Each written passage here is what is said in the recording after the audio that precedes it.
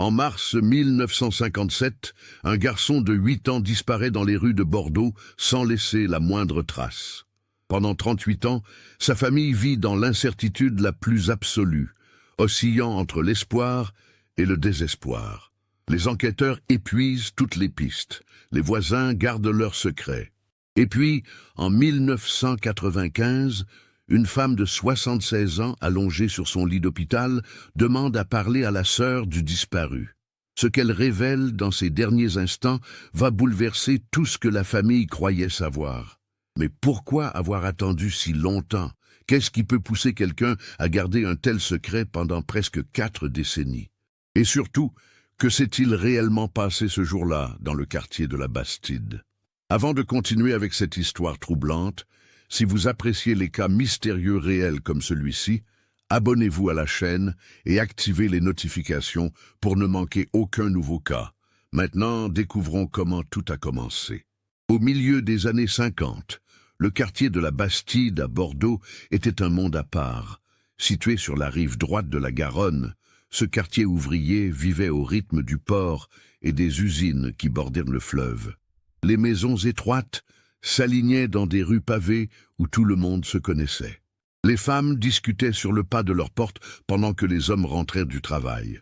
Leurs vêtements encore imprégnés de l'odeur du bois, du fer ou du vin des chais. C'était une communauté soudée où les joies et les peines se partageaient naturellement. La famille Lavigne habitait au numéro 17 de la rue Benauge, une artère modeste mais animée du quartier. Henri Lavigne, 35 ans, travaillait comme docker au port de la Lune.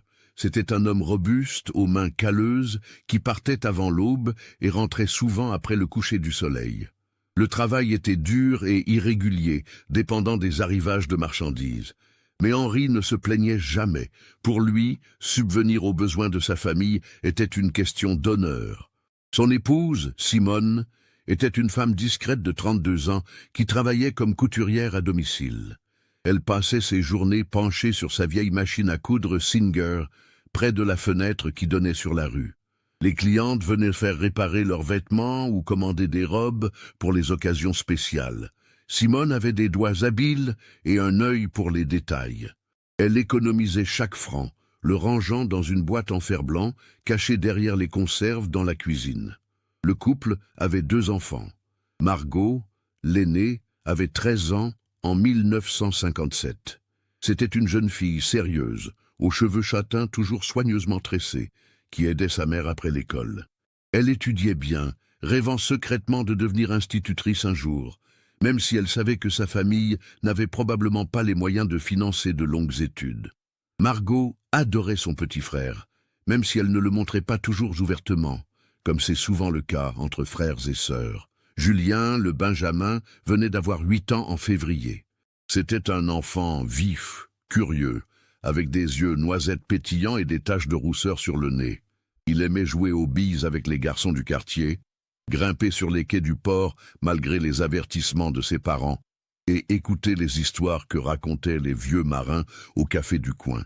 Julien fréquentait l'école primaire de la rue Nuyance, à 15 minutes à pied de chez lui. C'était un élève moyen, plus intéressé par ce qui se passait dans la cour de récréation que par ce qui était écrit au tableau noir. La vie suivait son cours tranquille dans la rue Benauge. Les voisins formaient une sorte de famille élargie.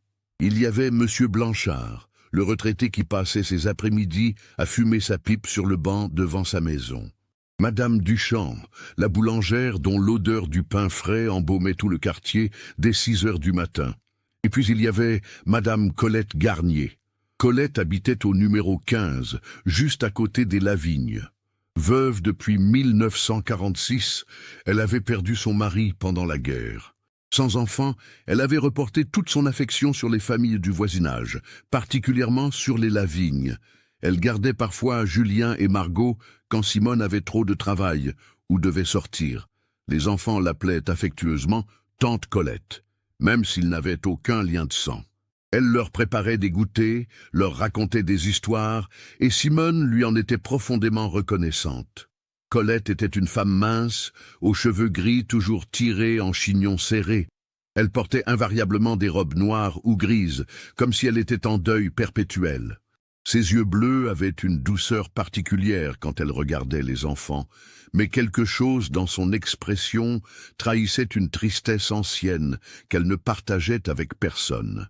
Elle vivait de sa pension de veuve de guerre et d'un petit héritage que lui avait laissé son mari, un cheminot qui avait été déporté et n'était jamais revenu.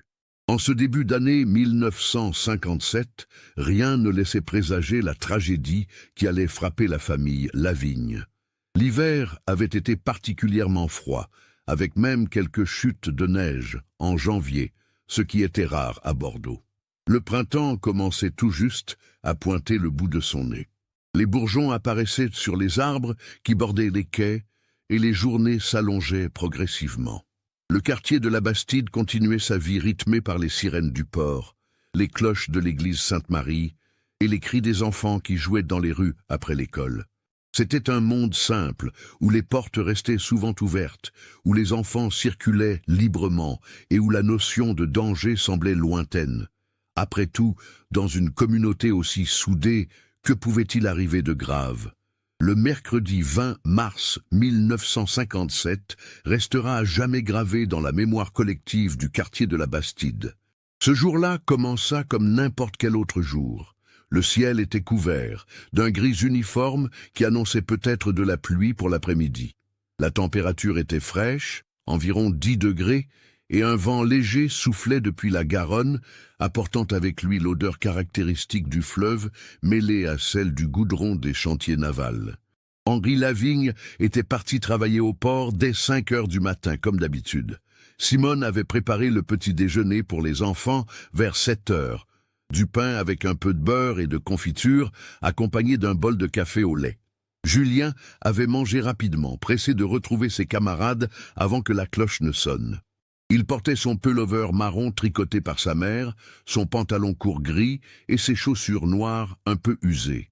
Simone lui avait fait promettre de bien attacher son écharpe bleue, car il avait tendance à l'enlever dès qu'il était hors de vue. Margot était partie la première, vers 7h30, car son collège se trouvait plus loin, dans le centre de Bordeaux. Julien était sorti à 7h45 pour rejoindre l'école de la rue Nuyens. Simone l'avait regardé descendre la rue depuis la fenêtre de la cuisine, comme elle le faisait chaque matin, jusqu'à ce qu'il tourne au coin et disparaisse de sa vue. Les cours s'étaient déroulés normalement ce jour-là. Madame Laurent, l'institutrice de Julien, se souvenait qu'il avait été particulièrement distrait pendant la leçon d'arithmétique. Il regardait par la fenêtre, l'esprit ailleurs, mais ce n'était pas inhabituel pour lui. Pendant la récréation de 10h30, plusieurs enfants l'avaient vu jouer aux billes avec son ami Robert Fontaine et 2 autres garçons de sa classe. Rien de remarquable. La matinée s'acheva à midi. À cette époque, beaucoup d'enfants rentraient déjeuner chez eux avant de revenir pour les cours de l'après-midi qui reprenaient à 14h. Julien faisait partie de ce groupe. Le trajet entre l'école et la maison ne prenait qu'un quart d'heure à pied. Il suffisait de suivre la rue Nuyens jusqu'à la rue Benauge. Plusieurs témoins aperçurent Julien à la sortie de l'école. Madame Laurent elle-même le vit franchir le portail avec d'autres élèves. Robert Fontaine raconta plus tard qu'ils avaient marché ensemble sur une 50aine de mètres avant de se séparer, car Robert habitait dans la direction opposée. Selon Robert, Julien semblait de bonne humeur. Il avait une bille particulière dans sa poche, une grosse bille en verre avec des spirales rouges à l'intérieur, qu'il venait de gagner ce matin-là et qu'il avait hâte de montrer à sa mère. Un boucher du quartier, Monsieur Leroy, témoigna avoir vu un garçon correspondant à la description de Julien marcher dans la rue Nuyens vers 12h10. L'enfant était seul et semblait suivre son chemin habituel. Monsieur Leroy, qui connaissait la plupart des familles du quartier, ne remarqua rien d'anormal. Il était occupé à disposer ses viandes dans la vitrine de sa boutique et n'y prêta pas vraiment attention. C'est à partir de ce moment que les choses deviennent floues. Julien aurait dû arriver chez lui entre 12h15 et 12h20 au plus tard. Simone avait préparé le déjeuner, une soupe de légumes et un reste de ragoût de la veille. Elle attendait en cousant près de la fenêtre, jetant régulièrement un coup d'œil vers la rue. 12h20 passa, puis 12h30, puis midi.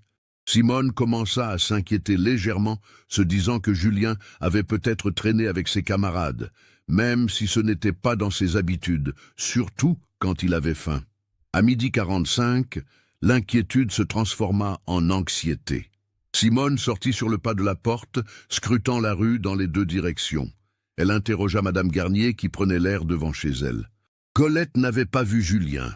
À 13h, Simone était vraiment inquiète. Elle enfila son manteau et descendit la rue Benauge en direction de l'école, pensant que peut-être Julien était resté jouer dans la cour, même si cela semblait peu probable.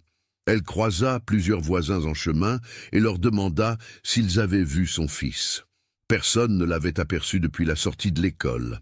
Arrivée devant l'école, Simone trouva le portail fermé.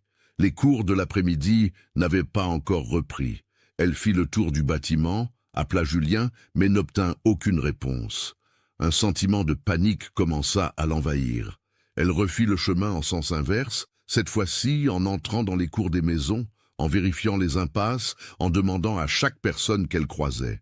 À 13h30, au désespoir, elle se rendit au commissariat du quartier, situé dans la rue François de Sourdis. L'agent de permanence, un homme d'âge mûr habitué aux petits drames quotidiens, essaya d'abord de la rassurer. Les enfants s'égaraient souvent, disait-il. Ils se perdaient dans leur jeu et oubliaient l'heure. Julien allait certainement réapparaître d'ici peu. Mais face à l'insistance de Simone, et après avoir vérifié quelques détails, il prit note de la disparition et promit qu'une patrouille allait être envoyée dans le quartier. À 14h, Henri Lavigne fut contacté au port. On le fit venir d'urgence. Quand il arriva chez lui, vers 14h30, essoufflé et le visage blême, il trouva Simone dans un état de détresse avancée. Des voisins s'étaient rassemblés devant la maison. Madame Garnier tenait la main de Simone, essayant de la réconforter. Henri, refusant de céder à la panique, organisa immédiatement une recherche. Le quartier entier se mobilisa. Les hommes fouillèrent méthodiquement chaque rue, chaque recoin, chaque bâtiment abandonné. Les femmes restèrent près des maisons, au cas où Julien réapparaîtrait. On interrogea tous les commerçants, tous les passants. Les quais du port furent inspectés, même si l'idée qu'un enfant puisse être tombé dans la Garonne était insupportable à envisager. Des plongeurs furent même appelés pour vérifier, par précaution. À 18h, alors que la nuit commençait à tomber, il n'y avait toujours aucune trace de Julien Lavigne. L'inspecteur André Malcombe, un homme de 42 ans avec 20 ans d'expérience dans la police, fut officiellement chargé de l'enquête. Il se rendit immédiatement chez les Lavigne pour recueillir leurs témoignages détaillés. Malcombe était un policier méthodique et patient. Il posa des questions précises sur les habitudes de Julien, ses amis, ses lieux de jeu favoris. Il voulut savoir s'il y avait eu des disputes récentes dans la famille, si l'enfant avait mentionné vouloir fuir, si quelque chose d'inhabituel s'était produit ces derniers jours. Henri et Simone répondirent du mieux qu'ils purent, mais tout semblait normal. Julien était un enfant heureux, sans problème particulier. L'inspecteur nota un détail qui lui sembla important. Julien portait toujours sur lui une petite médaille de Saint-Christophe, que sa grand-mère maternelle lui avait offerte pour son baptême. Cette médaille était accrochée à une chaînette en argent qu'il ne quittait jamais. C'était un signe distinctif qui pourrait aider à l'identifier. Les recherches se poursuivirent toute la nuit. Des lampes torches balayaient les rues sombres, les entrepôts déserts, les jardins. Margot, rentrée du collège et mise au courant de la situation, était dévastée. Elle se reprochait de ne pas avoir accompagné son frère le matin, même si, logiquement, elle ne pouvait pas, leurs établissements étant dans des directions opposées. Le lendemain matin, jeudi 21 mars, toute la ville de Bordeaux était au courant de la disparition. Les journaux locaux publièrent la photo de Julien, un cliché pris lors de sa communion, où il souriait timidement à l'appareil. L'article demandait à toute personne ayant des informations de se manifester auprès de la police. Un numéro de téléphone fut mis en place spécialement pour l'affaire. Les appels commencèrent à affluer. Des dizaines de personnes affirmaient avoir vu un enfant correspondant à la description de Julien. Certains témoignages semblaient crédibles, d'autres étaient clairement fantaisistes. L'inspecteur Malcombe et son équipe vérifiaient chaque piste méthodiquement, mais aucune ne menait nulle part. Une hypothèse dominait les conversations, l'enlèvement. En 1957, les cas d'enlèvement d'enfants étaient rares, mais pas inexistants. La police étendit ses recherches au département voisin, craignant que Julien ait été emmené loin de Bordeaux. Des barrages furent installés sur les routes principales, les gares et les ports furent surveillés. Mais au fond de leur cœur, Henri et Simone savaient que chaque heure qui passait réduisait les chances de retrouver leur fils vivant. Et c'était cette pensée, plus que tout, qui les détruisait de l'intérieur. Les premières semaines après la disparition de Julien furent un cauchemar éveillé pour la famille Lavigne. Simone ne dormait plus, passant ses nuits à regarder par la fenêtre, espérant voir apparaître la silhouette de son fils au bout de la rue. Henri continuait d'aller travailler au port, mais son rendement avait chuté. Ses collègues le voyaient parfois immobile, le regard perdu dans le vide, une corde à la main, incapable de se concentrer sur sa tâche. Margot avait beaucoup maigri. À 13 ans, elle portait déjà le poids d'une culpabilité qu'elle ne méritait pas. Elle s'était mise à faire le trajet entre l'école et la maison chaque midi, reproduisant méticuleusement le chemin que Julien aurait dû prendre, cherchant un indice que la police aurait pu manquer. Elle interrogeait les commerçants, encore et encore, espérant qu'un détail leur reviendrait en mémoire. L'inspecteur Malcombe poursuivait son enquête avec détermination. Il avait interrogé plus de 200 personnes dans le quartier et aux alentours. Chaque témoignage fut vérifié, chaque piste explorée. Il fit venir des chiens policiers pour tenter de suivre une trace olfactive, mais le délai était trop long et trop de gens avaient circulé dans les rues depuis la disparition. Une théorie prit de l'ampleur au sein de la police, celle d'un rôdeur. Plusieurs personnes mentionnèrent avoir vu, dans les jours précédant la disparition, un homme d'une quarantaine d'années, aux cheveux sombres, qui semblait traîner près de l'école sans raison apparente. Les descriptions variaient légèrement selon les témoins, mais un portrait robot fut établi et diffusé largement. Cet homme ne fut jamais identifié, et certains enquêteurs commencèrent à douter de son existence réelle, pensant qu'il s'agissait peut-être d'un amalgame créé par l'imagination collective en période de crise. Une autre piste fut explorée, celle d'une fugue. Malcombe interrogea longuement les enseignants de Julien et ses camarades de classe. Avait-il été victime de harcèlement? Avait-il des problèmes à l'école? Tout le monde confirma que non. Julien était un enfant bien intégré, sans ennemis particuliers. L'hypothèse de la fugue fut progressivement écartée. Un enfant de 8 ans ne disparaît pas volontairement sans laisser de traces pendant aussi longtemps. Au bout d'un mois, les recherches actives diminuèrent en intensité. Le dossier n'était pas classé, il ne le serait jamais officiellement, mais les moyens alloués se réduisirent. D'autres affaires réclamaient l'attention de la police. L'inspecteur Malcombe continua de suivre le cas, vérifiant chaque nouveau témoignage qui parvenait au commissariat, mais les appels se firent de plus en plus rares. La vie dans le quartier de la Bastide changea après la disparition de Julien. Une méfiance s'installa. Les parents ne laissaient plus leurs enfants circuler librement comme avant. Les trajets école-maison se faisaient désormais sous surveillance. Les portes qui restaient ouvertes se fermèrent à clé.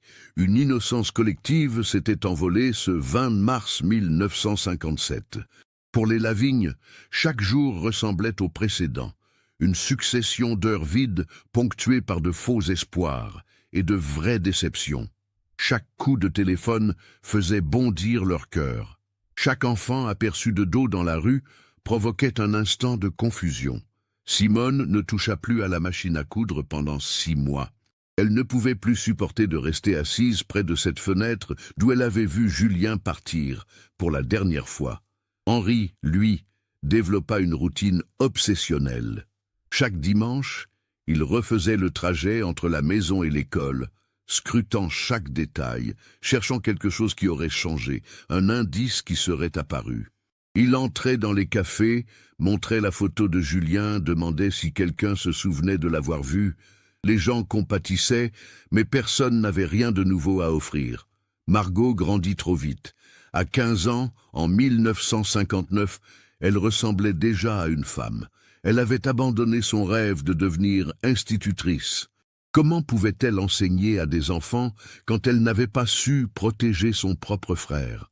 Elle commença à travailler comme vendeuse dans une boutique de tissus du centre-ville, apportant un salaire supplémentaire dont la famille avait cruellement besoin.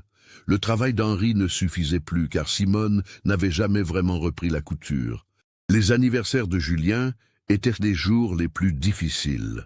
Le premier, en février 1958, fut insoutenable.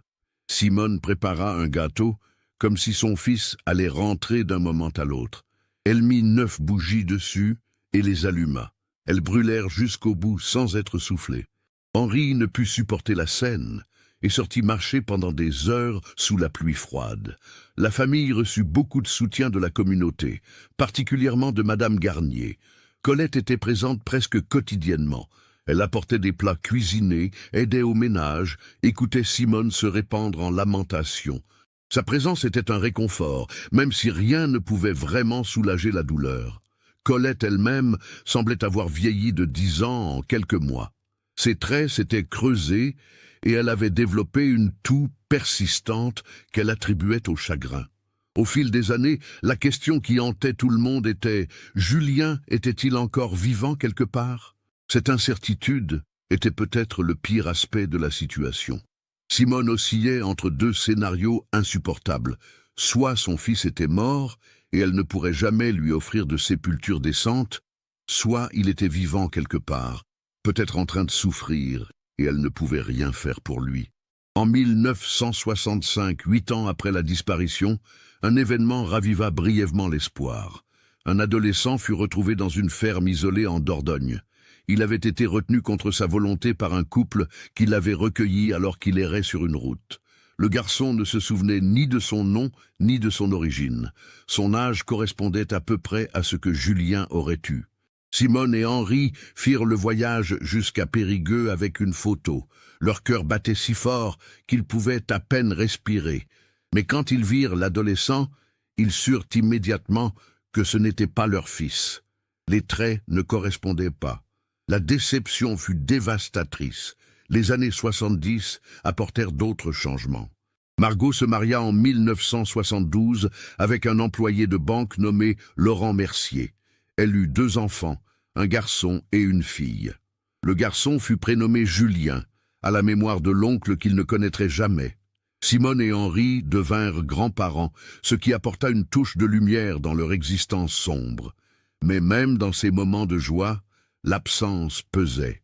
Lors du baptême du petit Julien, Simone pleura autant de tristesse que de bonheur. Henri prit sa retraite en 1977. Il avait 55 ans et son corps était usé par 30 ans de labeur au port. Il passa ses journées à jardiner dans le petit carré de terre derrière la maison et à jouer aux dominos au café du coin avec d'autres retraités. Mais son regard restait éteint. Simone, elle, continuait de coudre de temps en temps pour occuper ses mains, mais le cœur n'y était plus. Madame Garnier, toujours fidèle, continuait ses visites régulières. Elle avait maintenant plus de 70 ans et se déplaçait plus lentement, s'aidant d'une canne. Les liens entre elle et la famille Lavigne s'étaient renforcés au fil des décennies de chagrin partagé. Elle était devenue une sorte de tante pour Margot et de grand-mère pour ses enfants. En 1980, Henri tomba malade. Un cancer du poumon, probablement causé par les années passées, a inhalé la poussière et les fumées du port. Il fut hospitalisé à plusieurs reprises et mourut en janvier 1982, à l'âge de 60 ans. Sur son lit de mort, ses derniers mots furent pour Julien. « Prends soin de ton frère », murmura-t-il à Margot. Dans un moment de confusion où passé et présent se mélangeaient, son enterrement fut une cérémonie sobre et triste, à laquelle assista tout le quartier. Simone survécut à son mari de 8 ans.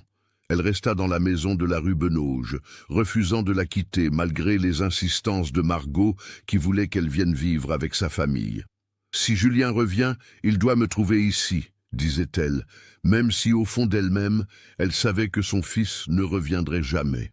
Elle mourut en 1990 d'une crise cardiaque paisiblement dans son sommeil. Elle avait 65 ans mais en paraissait 80. Margot hérita de la maison mais ne put se résoudre à y habiter. Trop de souvenirs douloureux. Elle l'a mis en location et utilisa les revenus pour compléter sa pension de retraite. Elle vivait maintenant dans un appartement du quartier de Codéran avec son mari. Ses enfants étaient adultes et avaient quitté le foyer. En 1995, Margot avait 51 ans. Presque 4 décennies s'étaient écoulées depuis la disparition de Julien. La plaie ne s'était jamais refermée, mais elle avait appris à vivre avec. Elle pensait à son frère chaque jour, se demandant ce qu'il serait devenu. Aurait-il fondé une famille? Quel métier aurait-il exercé? Ces questions sans réponse la hanteraient jusqu'à sa mort. Madame Garnier, elle, approchait de ses 76 ans.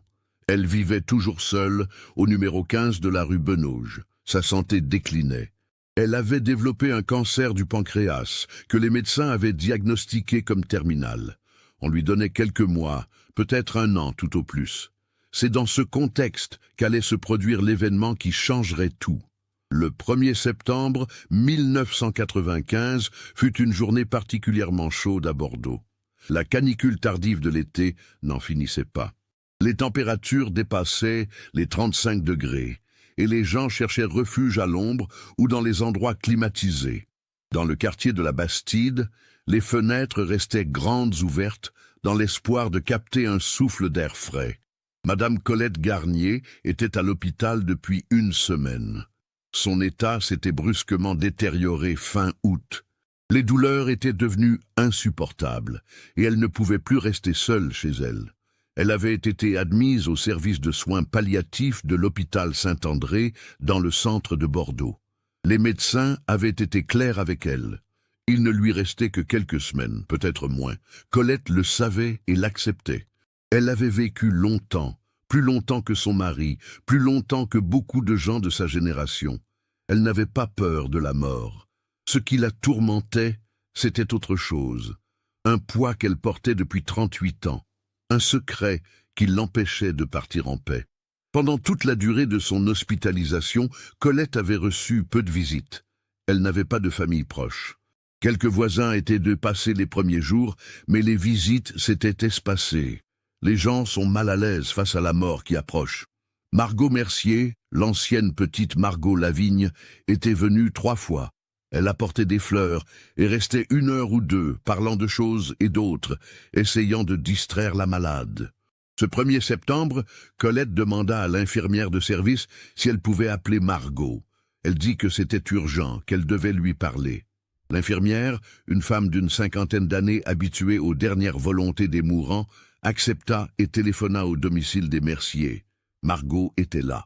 Quand elle apprit que Madame Garnier la réclamait, elle dit qu'elle viendrait dans l'après-midi. Margot arriva à l'hôpital vers 15h30. La chaleur était étouffante à l'extérieur, mais le service de soins palliatifs était relativement frais grâce à la climatisation. Elle suivit les couloirs familiers jusqu'à la chambre 207 où se trouvait Colette. La porte était entr'ouverte. Margot frappa doucement et entra. La transformation de Colette depuis sa dernière visite, 1 semaine plus tôt, était choquante.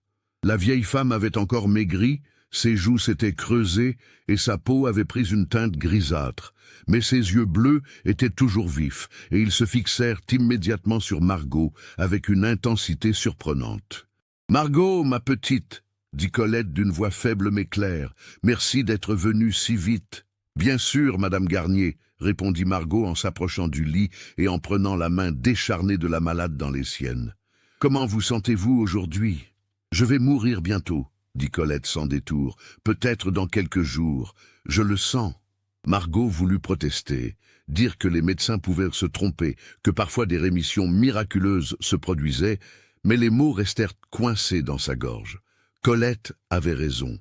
On le voyait dans ses yeux, dans son souffle court, dans la façon dont son corps semblait déjà se retirer de la vie. « Il faut que je te parle, Margot, » continua Colette, « de quelque chose que j'aurais dû dire il y a très longtemps, quelque chose qui me ronge depuis 1957. » Le cœur de Margot se serra.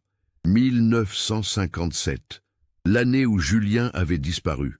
Un frisson lui parcourut le dos, malgré la chaleur. « De quoi s'agit-il » demanda-t-elle, sa voix trahissant déjà son trouble. « Colette ferma les yeux un instant, comme pour rassembler ses forces. Quand elle les rouvrit, ils étaient brillants de larmes. « Ferme la porte, s'il te plaît, » dit-elle. « Ce que j'ai à te dire ne doit pas être entendu par n'importe qui. » Margot se leva, alla fermer la porte, puis revint s'asseoir au bord du lit. Son esprit s'emballait. Que pouvait bien savoir Madame Garnier? Après toutes ces années, allait-elle enfin découvrir ce qui était arrivé à Julien? « Je t'écoute, » dit Margot, sa voix à peine plus forte qu'un murmure. Colette prit une longue inspiration tremblante, puis commença à parler. « Le 20 mars 1957, j'étais chez moi. C'était un mercredi. Ta mère cousait près de la fenêtre, comme d'habitude. Je le savais parce que je l'avais vue le matin. Vers midi, j'étais dans mon salon en train de repriser des chaussettes. Ma fenêtre donnait sur la rue, tu te souviens ?» Margot hocha la tête, incapable de parler. « J'ai entendu des voix, » continua Colette. « Des voix d'hommes. Ce n'était pas habituel à cette heure-là. La plupart des hommes travaillaient. Je me suis levé et j'ai regardé par la fenêtre. J'ai vu... » Elle s'interrompit, prise d'une quinte de toux. Margot lui tendit un verre d'eau, qu'elle but avec difficulté. Puis elle reprit. « J'ai vu 2 hommes. Ils étaient dans une voiture garée un peu plus bas dans la rue, une voiture noire, une Citroën, je crois, et j'ai vu Julien. » Margot sentit son sang se glacer. « Vous avez vu Julien? Ce jour-là? À quelle heure? » Il devait être 12h20 environ, peut-être 12h25. Je n'ai pas regardé l'horloge exactement, mais c'était dans ces eaux-là. Julien marchait dans la rue, venant de la direction de l'école. Il avait son cartable sur le dos. « Et alors ?» pressa Margot, les ongles enfoncés dans les paumes de ses mains. Un des hommes est sorti de la voiture. Il a appelé Julien. Je ne pouvais pas entendre ce qu'il disait, mais j'ai vu Julien s'arrêter et se tourner vers lui. L'homme lui a parlé. Julien a semblé hésiter. Puis l'homme a sorti quelque chose de sa poche, je n'ai pas pu voir quoi, et l'a montré à Julien. Et alors Julien s'est approché de la voiture. Margot avait arrêté de respirer. Il est monté dans la voiture. « Oui, » chuchota Colette, les larmes coulant maintenant librement sur ses joues. Il est monté à l'arrière. L'homme est remonté à l'avant, et la voiture est partie. En quelques secondes, elle avait tourné au coin de la rue et disparu. Un silence lourd s'installa dans la chambre. Margot essayait de traiter l'information. Pendant toutes ces années, ils avaient cherché, s'étaient torturé l'esprit, et voilà que Madame Garnier avait vu. Elle avait vu Julien monter dans cette voiture. « Pourquoi ?» demanda finalement Margot, sa voix brisée par l'émotion. « Pourquoi n'avez-vous rien dit? À la police? À mes parents ?» Colette pleurait maintenant sans retenue. « Parce que j'ai eu peur, » sanglota-t-elle. « J'ai eu si peur, Margot. L'un des hommes, celui qui était resté dans la voiture, il m'a vu.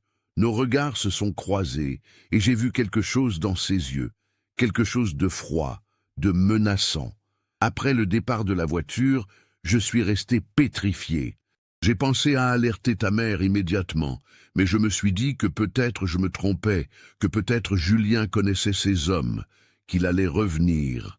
Mais il n'est pas revenu, dit Margot, sa voix dure. Non, et quand ta mère a commencé à s'inquiéter, quand elle est partie chercher Julien, j'aurais dû parler, mais j'avais trop peur. Le lendemain, la police était partout. Mais je n'ai rien dit. J'avais peur pour ma propre vie, Margot. Ces hommes savaient où j'habitais. Ils m'avaient vu. S'ils apprenaient que j'avais parlé, j'ai été lâche. J'ai choisi ma sécurité au détriment de la vérité. Et j'ai vécu avec ce poids toute ma vie. Margot se leva brusquement, la chaise raclant le sol. Elle se tourna vers la fenêtre, incapable de regarder Colette. 38 ans.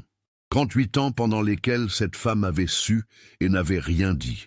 Pendant que sa mère se consumait de chagrin, pendant que son père buvait pour oublier, pendant qu'elle-même se reprochait de ne pas avoir protégé son frère. « Vous auriez pu dire quelque chose plus tard » dit-elle d'une voix tremblante de colère contenue. « Après quelques années, quand vous vous seriez senti en sécurité. »« Je sais » murmura Colette, mais plus le temps passait, plus il devenait difficile de parler. Comment expliquer mon silence initial? Et puis je me suis convaincu que cela ne changerait rien, que Julien était probablement déjà mort, que révéler ce que j'avais vu ne ferait que prolonger votre souffrance. Je me suis menti à moi-même, encore et encore. Margot se retourna lentement. Pouvez-vous décrire ces hommes? La voiture? Anything qui pourrait aider à les identifier? Colette s'essuya les yeux avec un mouchoir. L'homme qui est sorti de la voiture était grand, mince, avec des cheveux châtains. Il portait un costume sombre, comme un homme d'affaires. L'autre, celui qui conduisait, je ne l'ai vu que brièvement. Il avait les cheveux plus foncés, peut-être la quarantaine. La voiture était une Citroën traction avant noire, j'en suis presque certaine. J'ai passé 38 ans à revivre cette scène dans ma tête. Margot retourna s'asseoir. Une partie d'elle voulait hurler, frapper, faire payer à cette femme les décennies de souffrance qu'elle aurait pu épargner à sa famille. Mais en regardant Colette, fragile et mourante dans ce lit d'hôpital, elle ne ressentait finalement qu'une immense tristesse. « Qu'attendez-vous de moi, maintenant » demanda-t-elle. « Ton pardon, » chuchota Colette. « Je sais que je ne le mérite pas, mais je ne peux pas mourir avec ce secret. Je voulais que tu saches, que quelqu'un sache. Et si cela peut encore aider d'une quelconque façon, même après toutes ces années, alors parle à la police. Dis-leur ce que je t'ai dit. » Margot resta silencieuse un long moment. Puis elle prit à nouveau la main de Colette. « Je ne peux pas vous pardonner, » dit-elle doucement. « Pas maintenant, peut-être jamais, mais je comprends votre peur et je vais aller à la police avec ces informations. » Colette hocha faiblement la tête. « Merci, Margot. Tu as toujours été une bonne fille. Je suis désolé, si désolé. » Margot resta encore quelques minutes, puis quitta la chambre. Dans le couloir, elle s'appuya contre le mur, les jambes tremblantes. 38 ans. Après 38 ans, elle avait enfin un début de réponse. Mais ce n'était pas un soulagement. C'était une nouvelle blessure qui s'ouvrait, aussi douloureuse que la première. Elle sortit de l'hôpital et marcha jusqu'à sa voiture. Le soleil était toujours aussi écrasant. Mais Margot ne le sentait pas. Elle ne sentait rien d'autre que le poids de cette révélation. Madame Garnier mourut 4 jours plus tard, le 5 septembre. Margot ne retourna pas la voir. Le 6 septembre 1995, Margot Mercier se présenta au commissariat de police de Bordeaux. Elle demanda à parler à quelqu'un au sujet d'une affaire ancienne. On la fit patienter dans une salle d'attente pendant près d'1 heure avant qu'un inspecteur ne vienne la chercher. L'inspecteur Jean-Marc Dufour était un homme de 38 ans qui n'était même pas né lors de la disparition de Julien Lavigne. Quand Margot expliqua qu'elle venait avec de nouvelles informations sur un cas datant de 1957, il faillit la renvoyer vers les archives, mais quelque chose dans l'expression de cette femme l'en empêcha. Il l'écouta. Margot raconta tout. La confession de Madame Garnier, les 2 hommes dans la voiture noire, le fait que Julien était monté volontairement dans le véhicule, la description des suspects et de la voiture. L'inspecteur Dufour prenait des notes minutieusement, son visage devenant de plus en plus grave au fur et à mesure du récit. « Madame Mercier, » dit-il quand elle eut terminé, « je comprends à quel point cette révélation a dû être difficile pour vous.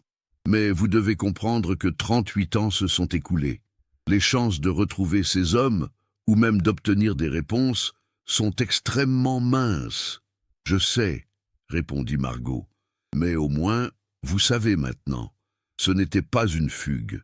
Ce n'était pas un accident. Mon frère a été enlevé. Et quelque part, peut-être dans vos archives, il doit y avoir des informations sur des Citroën noirs de cette époque, ou des disparitions similaires. » Dufour promit de rouvrir le dossier et de faire tout ce qui était en son pouvoir. Margot rentra chez elle, épuisée émotionnellement. Elle raconta tout à son mari, Laurent, qui la prit dans ses bras pendant qu'elle pleurait toutes les larmes qu'elle avait retenues depuis la mort de Colette Garnier.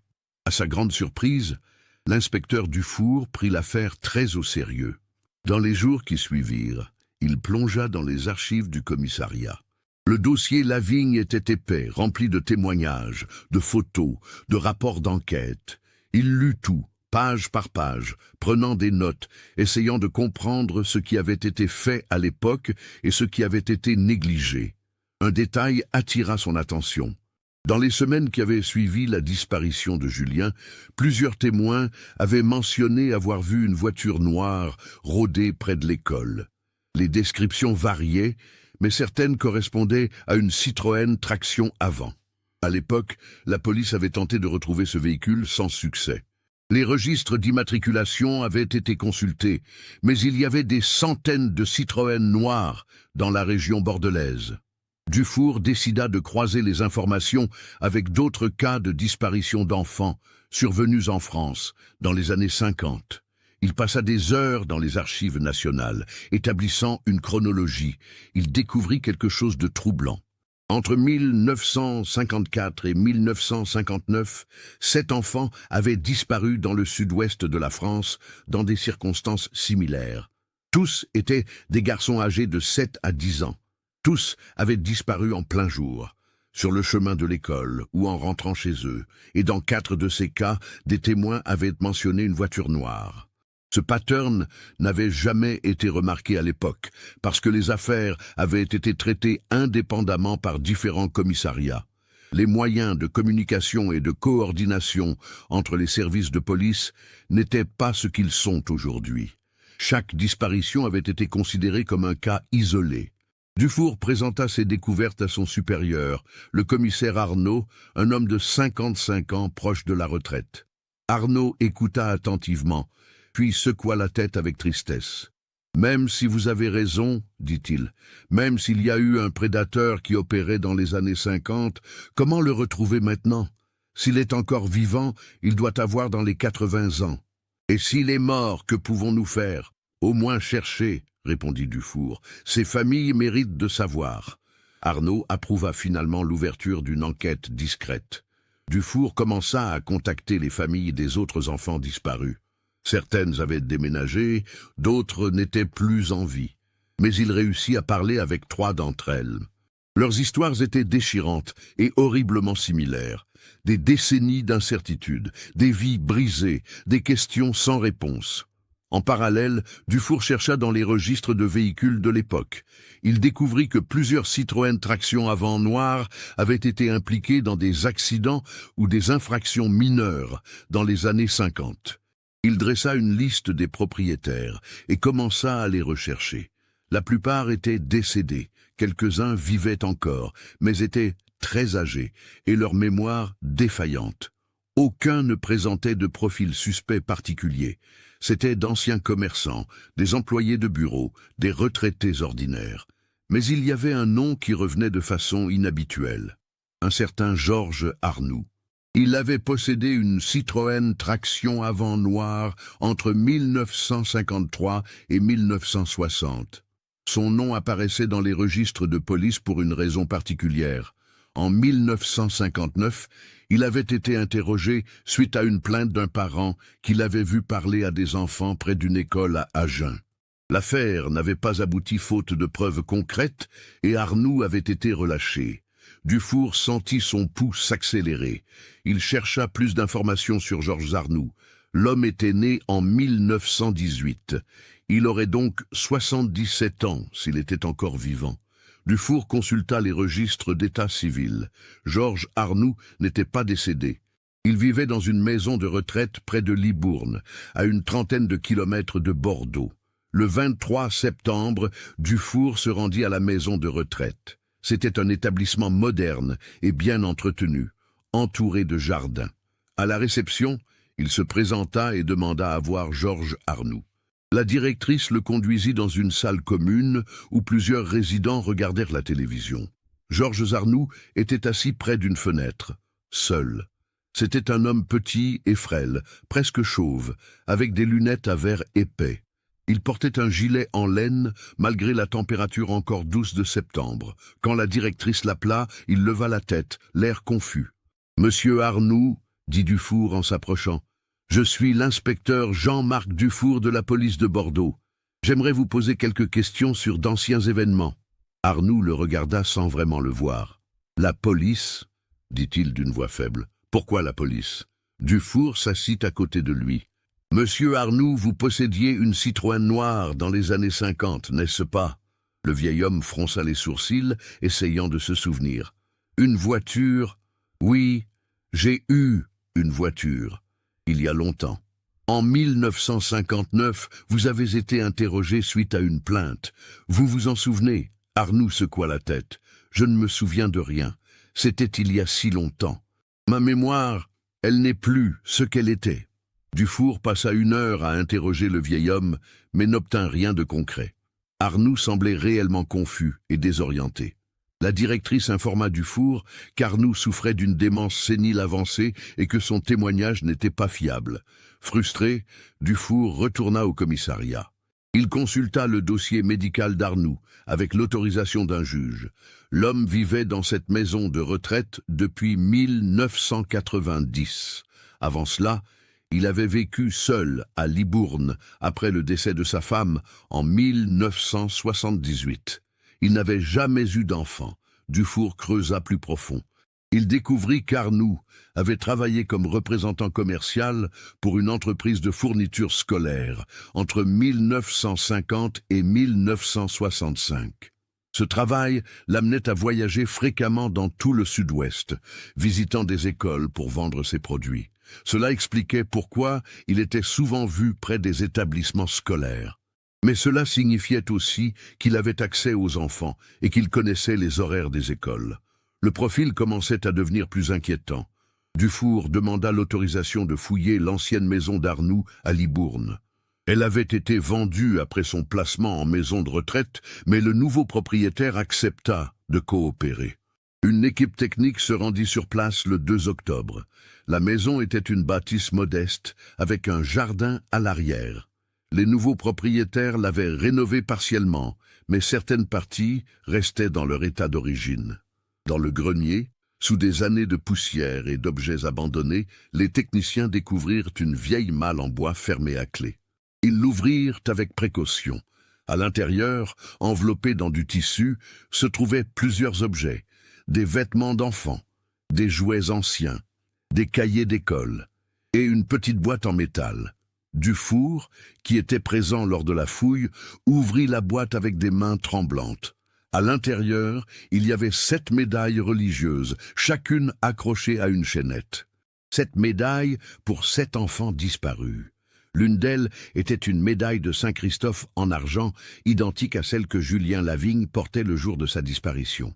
Le choc de la découverte se répandit rapidement au sein de l'équipe d'investigation. Les médailles furent immédiatement placées sous scellé et envoyées au laboratoire de la police scientifique. Chacune fut photographiée, mesurée, analysée. Le travail était minutieux et les résultats prirent plusieurs jours. Le 8 octobre 1995, les résultats tombèrent. Les 7 médailles correspondaient exactement aux descriptions données par les familles des enfants disparus entre 1954 et 1959.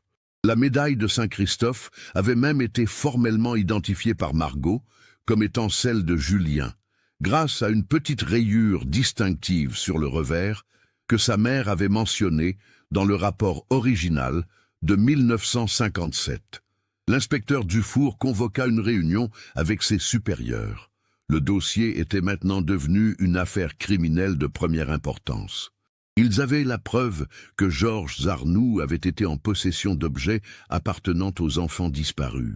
Mais Arnoux lui-même, dans son état actuel, ne pouvait pas être interrogé de manière efficace. Sa démence le rendait incapable de comprendre les accusations portées contre lui, encore moins d'y répondre. Le procureur de la République fut consulté. Une décision difficile devait être prise. Pouvait-on poursuivre en justice un homme de 77 ans souffrant de démence sénile avancée? Était-il même conscient de ce qu'il avait fait? Et surtout, où étaient les corps des enfants? Dufour retourna à la maison de Libourne avec une équipe plus importante. Le jardin fut fouillé méthodiquement. Des chiens spécialement entraînés à détecter les restes humains furent amenés sur place. La cave, le sous-sol, chaque centimètre carré de la propriété fut examiné. Le 15 octobre, les chiens donnèrent l'alerte dans une partie reculée du jardin, près d'un vieux chêne. Les techniciens commencèrent à creuser avec précaution. À 1,50 m de profondeur, ils découvrirent des ossements. Des petits ossements qui appartenaient sans aucun doute à un enfant. L'excavation se poursuivit. Au total, 7 corps furent retrouvés, enterrés à différents endroits du jardin. Certains étaient plus profondément enfouis que d'autres. Tous étaient dans un état de décomposition avancé, mais les os étaient préservés et permettraient une identification. Les analyses médico-légales prirent plusieurs semaines. Les 7 squelettes étaient ceux d'enfants de sexe masculin, âgés entre 7 et 10 ans au moment de leur mort. Les datations au carbone 14 confirmaient que les décès s'étaient produits entre 1954 et 1959. Les causes exactes de la mort ne pouvaient pas être déterminées avec certitude après tant d'années. Mais l'anthropologue légal nota des fractures au niveau du crâne sur plusieurs squelettes, compatibles avec des coups violents. L'identification formelle fut effectuée en croisant les données dentaires et les analyses ADN avec les échantillons fournis par les familles. Le 28 novembre, Margot Mercier reçut un appel de l'inspecteur Dufour. L'un des corps était celui de Julien Lavigne. Après 38 ans, elle savait enfin ce qui était arrivé à son petit frère. Margot s'effondra en larmes au téléphone. C'était une confirmation qu'elle attendait et redoutait à la fois. Julien était mort. Il était mort probablement quelques heures ou quelques jours après son enlèvement, alors qu'elle, sa sœur, dormait dans son lit, ne sachant pas que jamais plus elle ne le reverrait. Dufour lui demanda si elle voulait venir au commissariat pour un entretien plus détaillé. Margot accepta. Elle vint le lendemain, accompagnée de son mari. L'inspecteur leur expliqua tout ce qu'ils avaient découvert. Georges Arnoux avait opéré pendant 5 ans, de 1954 à 1959. Il utilisait sa position de représentant commercial pour repérer ses victimes. Il observait les enfants qui rentraient seuls de l'école, identifiait les plus vulnérables, ceux qui marchaient en solitaire. Puis il les abordait, probablement en se faisant passer pour quelqu'un de confiance, peut-être en prétendant connaître leurs parents ou en leur offrant quelque chose. Les témoignages d'époque, maintenant réexaminés à la lumière de ces nouvelles découvertes, commençaient à avoir du sens. Plusieurs personnes avaient vu un homme en costume près des écoles. C'était Arnoux. Il chassait. « Pourquoi s'est-il arrêté en 1959 » demanda Margot, sa voix tremblante. « Nous pensons qu'il a eu peur, » répondit Dufour. Cette année-là, il a été interrogé suite à la plainte d'un parent. Même s'il a été relâché, cela a dû le secouer. Il a probablement réalisé qu'il prenait trop de risques, alors il a cessé. Il a vécu le reste de sa vie comme un citoyen ordinaire, avec son terrible secret enterré dans son jardin. « Et personne n'a jamais rien su ?» demanda Laurent, le mari de Margot. Sa femme était probablement dans le déni, ou peut-être ne savait-elle vraiment rien. Elle est décédée en 1978. Arnoux a vécu seul pendant 12 ans avant d'être placé en maison de retraite. Les voisins le décrivaient comme un homme tranquille et poli. Personne n'imaginait. Margot pensa à Madame Garnier. Si seulement elle avait parlé en 1957, si seulement elle avait eu le courage de témoigner, la police aurait peut-être pu arrêter Arnoux à temps.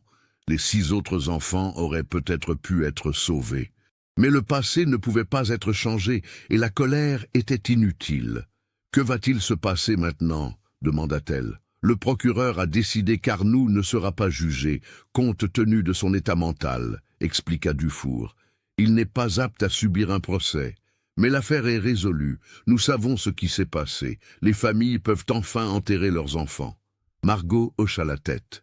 Ce n'était pas la justice qu'elle avait imaginée, mais c'était une forme de clôture. Julien pouvait enfin avoir une sépulture. Elle pourrait aller se recueillir sur sa tombe. « Il y a une dernière chose, » dit Dufour en sortant une enveloppe. « Nous avons trouvé ça dans la malle, avec les médailles. C'est un cahier, un journal intime qu'Arnoux tenait. » Margot prit l'enveloppe avec appréhension. « Je ne sais pas si je veux lire ça. » « Vous n'êtes pas obligé, » dit doucement l'inspecteur, « mais cela pourrait vous apporter des réponses. À vous de décider. » Margot glissa l'enveloppe dans son sac. Elle décida qu'elle la lirait plus tard, ou peut-être jamais. Pour l'instant, elle voulait juste rentrer chez elle. Le 3 décembre, Georges Arnoux mourut dans son sommeil à la maison de retraite. Il avait 77 ans. Sa mort passa presque inaperçue. Les médias, qui avaient largement couvert l'affaire des 7 enfants disparus, ne mentionnèrent son décès qu'en quelques lignes. Personne ne vint à son enterrement. Il fut inhumé dans une tombe anonyme, sans pierre tombale. Une semaine plus tard, Margot se décida finalement à ouvrir l'enveloppe et à lire le journal d'Arnoux. C'était un petit cahier à la couverture noire, aux pages jaunies.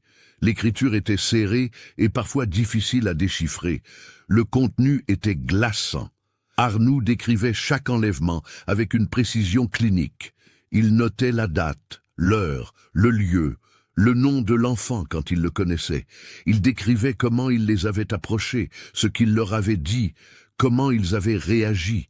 Puis venaient les passages que Margot ne put lire en entier, tant ils étaient horribles, ce qu'il leur avait fait, comment il les avait tués, où il les avait enterrés. Pour Julien, l'entrée était datée du 20 mars 1957. Arnoux racontait qu'il avait repéré le garçon plusieurs jours auparavant. Il savait qu'il rentrait seul de l'école. Ce mercredi-là, il s'était garé dans la rue Benauge et avait attendu. Quand il avait vu Julien approcher, il était sorti de la voiture et l'avait appelé. Il lui avait dit qu'il était un ami de son père, que Henri avait eu un accident au port et qu'il devait l'emmener d'urgence à l'hôpital. Julien, paniqué et inquiet, était monté dans la voiture sans hésiter. Arnoux l'avait emmené dans sa maison de Libourne. Là, dans le sous-sol, il avait fait ce qu'il avait prévu de faire. Julien avait résisté, avait crié, avait pleuré. Mais personne ne l'avait entendu. Arnoux écrivait qu'il l'avait tué rapidement, d'un coup à la tête avec une barre de fer, parce que les cris l'énervaient. Puis il avait enterré le corps dans le jardin pendant la nuit, comme il l'avait fait pour les autres. Margot referma le cahier, le cœur au bord des lèvres. Elle courut aux toilettes et vomit. Laurent la retrouva là, tremblante et en pleurs. Il la serra dans ses bras et lui dit qu'elle n'aurait jamais dû lire ça. « Il fallait que je sache », sanglota Margot. « Je devais savoir ce qu'il avait enduré. » Cette nuit-là, Margot ne dormit pas. Elle pensait à Julien, à ce petit garçon de 8 ans qui était monté dans cette voiture en pensant que son père avait besoin de lui. Elle pensait à la peur qu'il avait dû ressentir quand il avait compris que quelque chose n'allait pas. Elle pensait à ses derniers instants. Et elle pleurait encore et encore, toutes les larmes qu'elle avait retenues pendant 38 ans.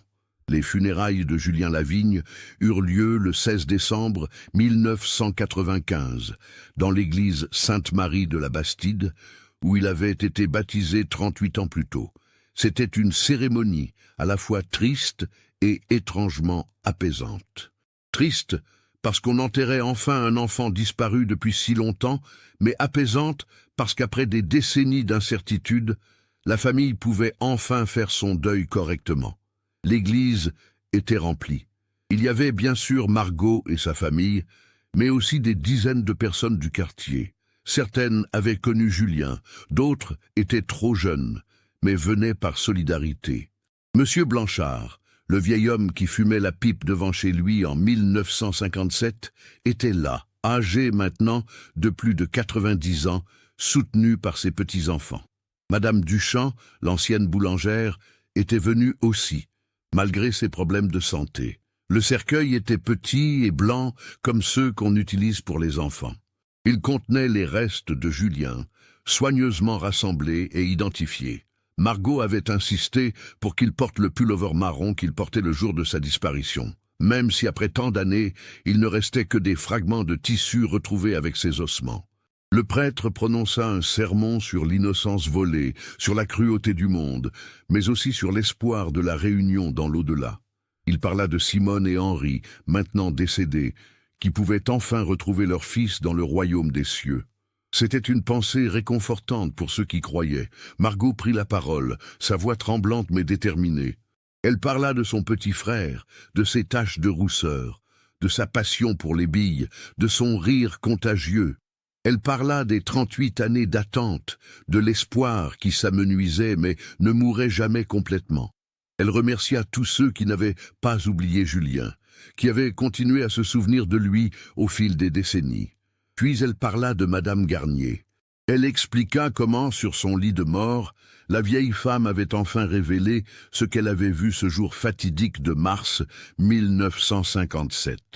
Margot dit qu'elle avait choisi de pardonner à Colette, car elle comprenait maintenant que la peur pouvait paralyser même les meilleures intentions. Elle espérait que Colette avait trouvé la paix qu'elle cherchait dans la mort. Après la cérémonie, le cortège se rendit au cimetière de la Chartreuse, où Julien fut enterré dans le caveau familial à côté de ses parents. La pierre tombale portait maintenant 4 noms: Henri Lavigne, Simone Lavigne, et leurs 2 enfants, Julien et Margot, même si Margot n'y reposerait que bien plus tard. Dans les semaines qui suivirent, Margot reçut des lettres et des appels des familles des 6 autres victimes d'Arnoux. Elles exprimaient leur gratitude pour le fait que la confession de Madame Garnier avait permis de rouvrir l'enquête et de découvrir la vérité. Elles aussi avaient pu enfin enterrer leurs enfants. C'était un soulagement collectif, même si la douleur ne disparaîtrait jamais complètement. L'inspecteur Dufour reçut une commendation pour son travail acharné sur l'affaire. Il continua à travailler dans la police, mais cette enquête le marqua profondément. Des années plus tard, il dirait que l'affaire Lavigne lui avait appris qu'il n'était jamais trop tard pour chercher la vérité, même si les chances semblaient infimes. Le journal d'Arnoux fut placé sous scellé. Le procureur décida qu'il ne serait pas rendu public, par respect pour les familles. Les détails horribles qu'il contenait n'avaient pas besoin d'être connus de tous. Seules les familles directement concernées eurent accès aux documents, et la plupart choisirent de ne pas le lire. Margot, après avoir lu ce journal maudit, décida de consacrer une partie de son temps à aider d'autres familles confrontées à des disparitions. Elle rejoignit une association qui soutenait les proches de personnes disparues. Elle savait mieux que quiconque l'angoisse de l'incertitude, et elle voulait être là pour ceux qui vivaient ce qu'elle avait vécu. Les années passèrent. Margot vieillit, devint grand-mère, puis arrière-grand-mère. Elle continua à vivre à Bordeaux, dans l'appartement de Codéran. Chaque 20 mars, date anniversaire de la disparition de Julien, elle se rendait au cimetière de la Chartreuse avec des fleurs fraîches. Et chaque fois, elle pensait à ce petit garçon qui avait fait confiance à un étranger parce qu'on lui avait dit que son père était en danger. Le quartier de la Bastide changea au fil des décennies. Les vieilles maisons furent rénovées ou démolies. De nouveaux habitants arrivèrent, qui ne connaissaient rien de l'histoire de Julien Lavigne. La rue Benauge perdit peu à peu ses pavés pour du bitume moderne. Le port se transforma, devint moins industriel, plus touristique. Le monde avançait, comme il le fait toujours.